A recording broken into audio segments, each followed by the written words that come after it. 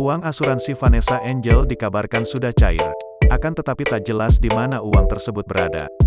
Karena Gala Sky sebagai anak kandung Vanessa Angel tak mendapatkan uang tersebut sepeser pun.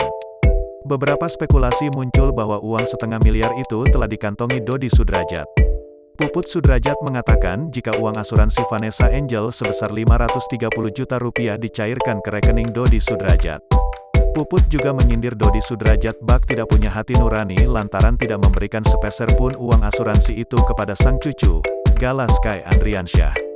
Puput menilai apa salahnya memberikan uang asuransi mendiang Vanessa Angel itu kepada Gala Sky.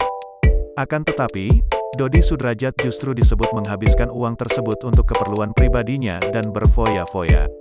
Namun, Puput membantah dirinya turut mencicipi uang asuransi tersebut.